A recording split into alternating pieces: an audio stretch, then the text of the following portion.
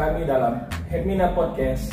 Hari ini kita akan membahas tentang kenali dan waspadai gangguan pada prostat bersama saya Dr. Vincent dan yang kompeten di bidangnya Dr. Eko, spesialis urologi.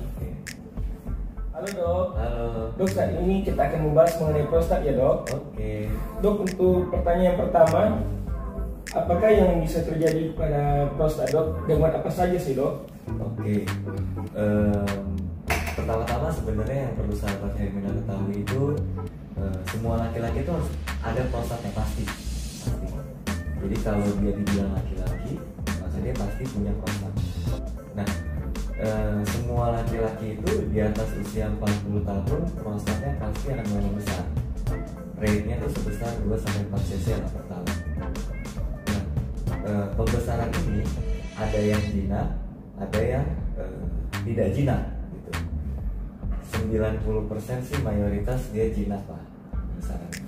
Selain pembesaran prostat, jinak dan yang tidak jinak, bisa juga prostat itu mengalami infeksi, misalnya pada kasus prostatitis namanya, atau saluran kencingnya mengecil. Prostat itu kan dia letaknya di antara kantong kencing dengan saluran kencing. Bisa juga di situ dia menyempit, yang kita sebut dengan bladder contracture. Dok, ada pertanyaan lagi nih dok. Apa saja sih dok yang bisa dirasakan oleh kaum pria gejala-gejala prostatnya dok? Oh, gejala-gejalanya ya. Oke, untuk gejala prostat kita punya daftar gejala yang kita sebut namanya IPSS, International Prostatic Symptom Score, yang sudah diterjemahkan ke dalam berbagai bahasa termasuk bahasa Indonesia. Nah, di dalam scoring IPSS itu terdapat 7 pertanyaan. Jadi IPSS itu seperti kuesioner dok. Jadi seperti kuesioner yang dapat dijawab dan diisi sendiri oleh pasien. Nah, jadi dia misalnya ada pertanyaan berapa kali setiap malam dia terbangun untuk kencing. Nah, apakah ini terjadi setiap hari atau tidak? Itu ada scoringnya. Nah, itu terdiri dari 7 pertanyaan tentang gejala obstruktif atau sumbatan maupun gejala iritatif. Gejala obstruktif itu apabila scoringnya banyak dominan di gejala obstruktif, kemungkinan dia mengarah ke gejala pembesaran prostat. Kalau dia ke iritatif, dia lebih ke arah infeksi saluran kemih. Nah, 7 pertanyaan itu ada komponennya tuh: weak stream, intermittency, straining, hesitancy, frequency, urgency, dan nocturia. Jadi mungkin sahabat Hermina boleh mengkonsultasikan ke kami di Hermina. Nanti ada kuesioner yang dapat diisi supaya kita bisa lebih tahu apakah ini prostatnya sudah mulai bermasalah atau belum, dan bila iya dia lebih mengarah ke yang mana. Ini juga ada pertanyaan lain. Apakah faktor risiko atau penyebab bisa terjadi prostat ini dok? Oke. Tadi di awal saya sudah sempat bilang semua laki-laki kodratnya prostatnya akan membesar memang akan membesar. Nah, tetapi ada yang berbeda-beda nih. Ada yang pembesarannya cepat, ada yang umur 40-50 sudah bergejala, ada yang sampai umur 80 baru bergejala gitu. Yang membedakan itu ada banyak faktor. Belum semuanya diketahui, tapi yang banyak dilaporkan itu ada faktor keturunan. Misalnya kalau ayah atau saudara laki-lakinya ada yang memiliki penyakit prostat, most likely dia juga akan mendapat gejala prostat. Ditambah dengan faktor gaya hidup, rokok, alkohol, kurang makan buah, kurang makan sayur, kurang makan vitamin, kurang antioksidan gitu. Kira-kira seperti itu. Ini juga dok, kita mau bertanya dok, bagaimana sih dok biar bisa mencegah untuk terjadinya perkembangan progresif untuk prostat itu dok? Mencegah ya. Untuk kita bisa mencegah itu, pertama kita harus merubah yang bisa kita ubah. Kalau faktor genetik ini sudah jelas kita tidak bisa merubah ya kan. Jadi yang bisa kita ubah adalah lifestyle yang kita ubah. Yang paling pertama dulu, stop rokok dulu nih. Stop merokok, kemudian perbanyak konsumsi buah dan sayur yang kaya akan vitamin dan antioksidan. Mungkin itu yang bisa kita kerjakan. Dan screening gejala awal. Semakin dini kita mengetahui gejala prostat, jadi IPSS itu yang tadi saya bilang, dia ada yang gejala mild, gejala moderate, dan gejala severe. Semakin kita rendah skornya, semakin banyak yang kita bisa berikan, kita bisa intervensi agar kita menghambat progresivitasnya supaya dia jangan sampai severe. Pada kondisi yang berat, prostat itu dapat mengakibatkan sampai tidak bisa berkencing. Nah gitu. Itu yang kita cegah. Nah cara mencegahnya selain lifestyle modification, ya mungkin pemberian obat-obatan dan multivitamin. Untuk pengobatan sendirinya dok, apakah mengikuti level-level prostatnya ya dok? Iya, jadi kalau nanti sahabat Hermina datang ke sini, yang pertama kita harus tegakkan dulu diagnostiknya. Penegakan diagnostik untuk pelayanan prostat di Hermina saat ini cukup lengkap. Pertama kita akan melakukan kuesioner tadi ya pada konsultasi. Kemudian kita lakukan pemeriksaan imaging di radiologi dengan USG. Yang kita USG itu bukan cuma USG prostatnya dong. Jadi kalau kita periksa screening itu seluruh saluran kemih kita periksa. Saluran kemih atas, ginjal di USG, kantong kencing di USG, juga ukuran prostatnya kita ukur berapa cc volumenya. Setelah kita ada data itu, data saluran kemih atas, saluran kemih bawah dan ukuran prostatnya, kita lakukan pemeriksaan uroflowmetri. Uroflowmetri itu adalah alat untuk mengukur kualitas berkemih dari pasien. Jadi kan ada pasien yang merasa, oh saya kencingnya lancar dok, oh saya kencingnya tidak lancar. Lancar atau tidak lancar itu subjektif ya. Jadi untuk objektifnya adalah kita ukur berapa sih flow dari urinnya dan bagaimana kurva urinnya, bentuk pancaran kencingnya. Berdasarkan data-data itu baru bisa kita ukur ini pada pasien ini prostatnya berapa cc, gejalanya ringan, sedang, berat, dan kita mulai dengan terapi apa. Terapinya sendiri kita mulai dengan perubahan gaya hidup.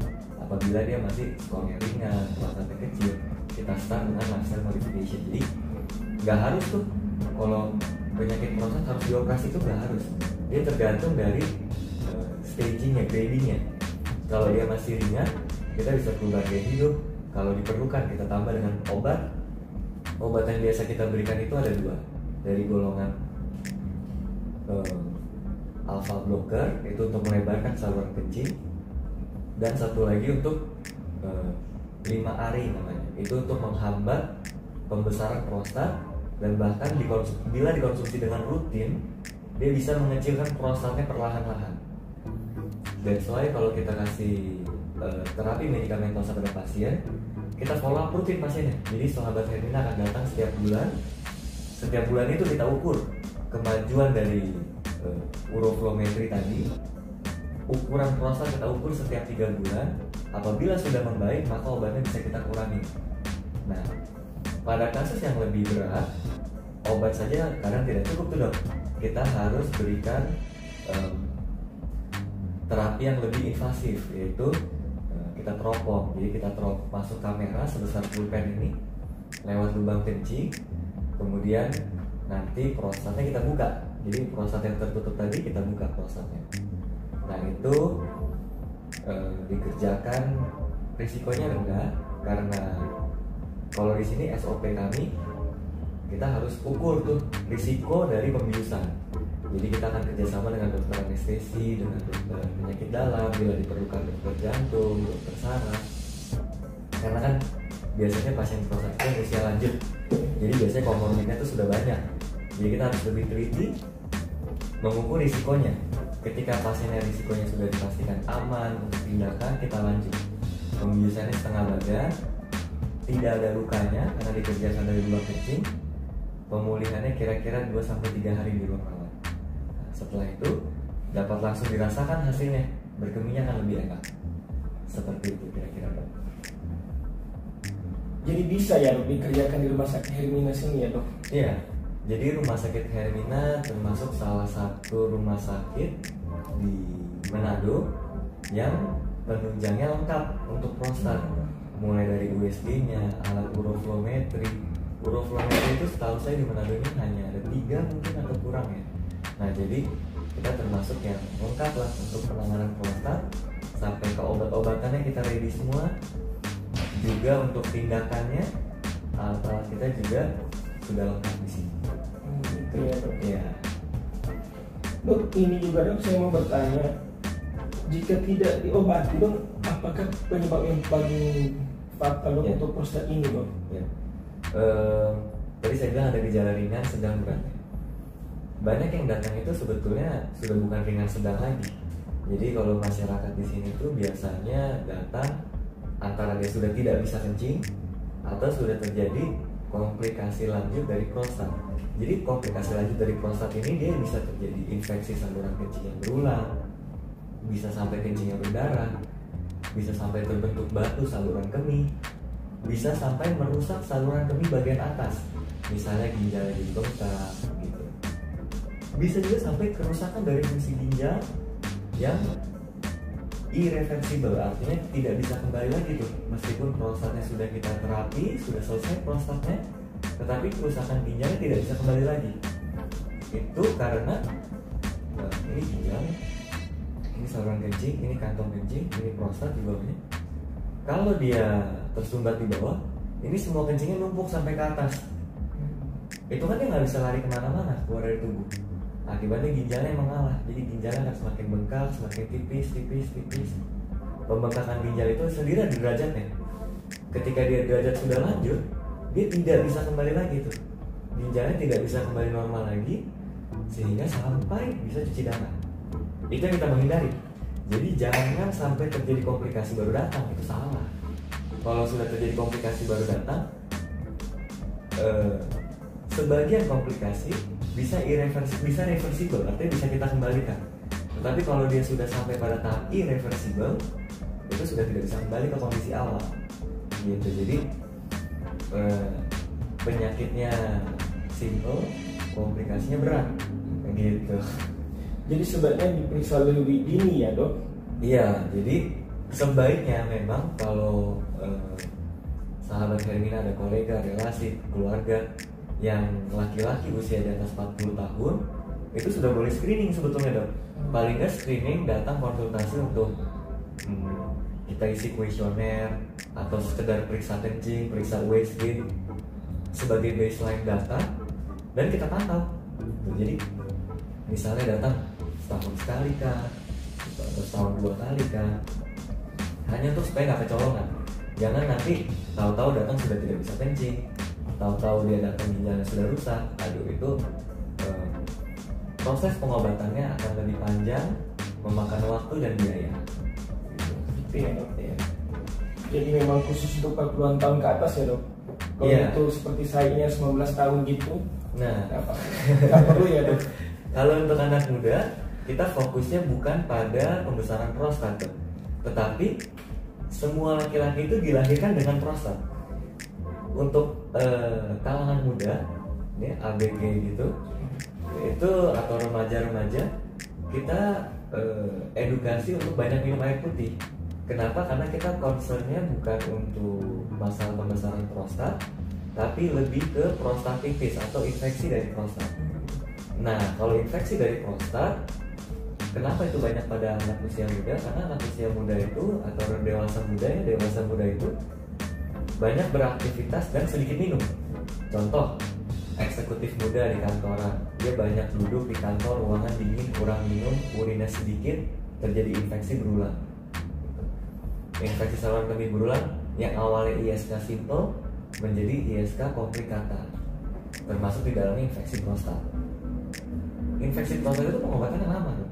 Nah, dan risiko lainnya kalau dia banyak, sekarang kan lagi tren ya goes itu dong. Iya. Goes itu merupakan faktor risiko untuk prostatitis dan biasa terjadi pada dewasa muda. Jadi kalau pada dewasa muda, dari scoring IPSS obstruktif dan iritatif, dia lebih ke iritatif tuh biasanya. Kalau yang usia lanjut, biasanya dia lebih ke yang obstruktif. Jadi memang masalah prostat ini bisa mengenai di beberapa kalangan, di berbagai kalangan bisa kena prostat, tergantung dari kejelian kita mengenali kualitas berkemih kita. Nah, kalau ragu-ragu, kalau apa, lebih baik kita periksa. Jangan ragu-ragu dianggap tidak ada masalah. Lebih baik ragu-ragu diperiksa, dipastikan tidak ada masalah. Itu lebih baik. Untuk pertanyaan terakhir ini dok, apa saran dan pesan dari Dr. Eko spesialis urologi untuk para kaum pria, dan baik usia muda maupun usia dewasa. Jadi sarannya adalah yang pertama, kenali diri sendiri. Ada gejala, cepat-cepat datang waktu gejalanya masih ringan. Yang kedua, lifestyle modification itu nggak ada salahnya. Jadi jangan tunggu sudah sakit baru merubah gaya hidup. Kenapa nggak sebelum sakit rubah dulu gaya hidupnya? Kan jadi nggak sakit. Nah, jadi minum air putih, stop rokok, banyak makan buah dan sayur. Oke dok, sekian pertanyaan dari saya dok. Terima kasih dokter untuk kesempatannya dok. Jadi untuk teman-teman sahabat Hermina, jika ingin kontrol ke spesialis urologi, kita mempunyai spesialis urologi yang sangat kompeten di bidangnya, Dr. Eko Arianto, spesialis urologi. Nah, untuk pendaftaran dan ingin mengetahui jadwal praktek dokter, kita bisa melalui aplikasi Halo Hermina atau di website www.herminahospital.com. Sampai ketemu di podcast selanjutnya. Terima kasih.